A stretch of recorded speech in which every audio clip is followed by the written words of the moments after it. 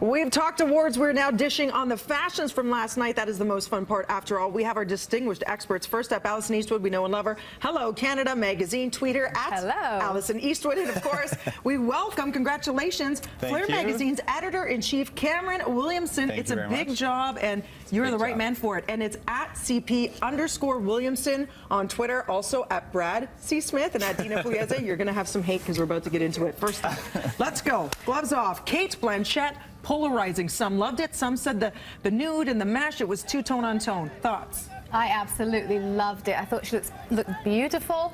We usually see Kate in more avant-garde designs, more edgy. She's known for being like a front runner when it comes to embracing couture. So a lot of people didn't like it, I think, because it wasn't as like out there as she normally would be. Yeah. But this is Armani Privé, which she wears that designer a lot. I love the embellishments. There was the new trend that a lot of that. Yeah, definitely. Too much nude. Too much nude. Not a fan. Not a fan. I felt like the red carpet was like the nude and the blushes versus the navies. Yes, it was. But for me, for Kate Blanchett, I mean, yes, she looked great. But to me, she's the person that always kind of tries something different. She can wear Givenchy or Rodarte on the red carpet and look amazing. And I felt this was a little bit like safe. Meh. She can go avant-garde. Let's talk about another big winner of the night, Lupita Nyong'o, finally winning an award. She stood out immediately as the A-lister young starlet when she came out in that red column dress with the cape for the Golden Globes. She's been delivering every red carpet, and then people said, not so sure this was a winning dress, considering all the other ones she's worn, and they've been perfection. What did you think? You know what? I liked Lupita. I think we agreed on this. Oh. Yeah, I thought it was very pretty. The only thing is, I felt like she should have taken that headband and put it around her neck. Right. Because there was something about this, I don't know, all the skin from here to here. It was a Cinderella. It was a Cinderella headband. It was an intentional nod to that fairy tale. Right. It's custom Prada. They made it for her, and the Fred Leighton headband got its own Twitter account in a matter of seconds.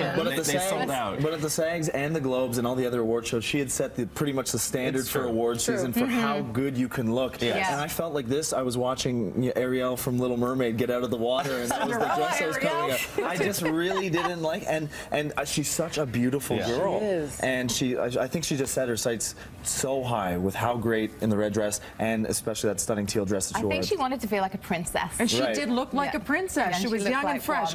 Jennifer Lawrence in Dior. We've seen her in red before, but last time it was very Baywatch inspired. Last year she went full on couture, and now she kind of did a medley of the two, and she fell again. I swear she's doing this on purpose. Well, she's certainly become the most predictable at the awards, but you know what amazes me is that she wears a necklace that's worth $2 million. Wow. If I were her, like, being worried about being clumsy, etc., I'd be worried I would break it. This is true. But she's wearing the backwards necklace again for the second year in a row. Well, that's the thing. I mean, you kind of have to give her points for consistency. She wears Dior again, and she falls. But she does no wrong.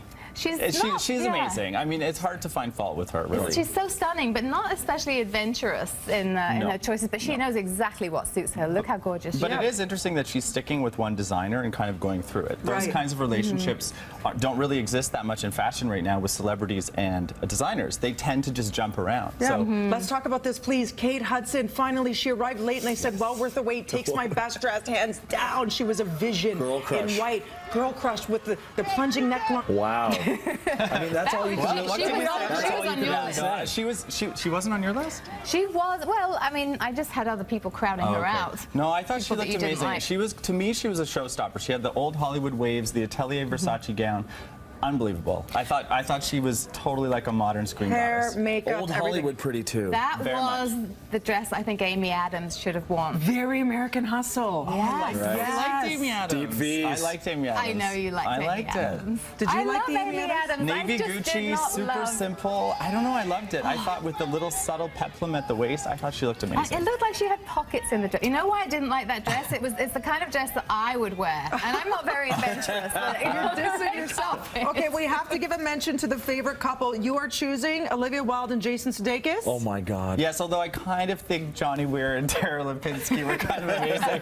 They certainly got the memo about beige clothes. It's not exactly an apples to apples comparison. She is the most beautiful pregnant woman on the planet. So elegant. I have to say, I thought Will and Jada Pinkett Smith looked amazing. And Jada Versace made her dress for her. Right? But she still got it. Thank you so much for being here this morning. It's always so much fun. We could talk to them forever. forever. For more information, at Alison Eastwood and at CP_Williamson to chime in on your thoughts. We'll be back with more BT right after this.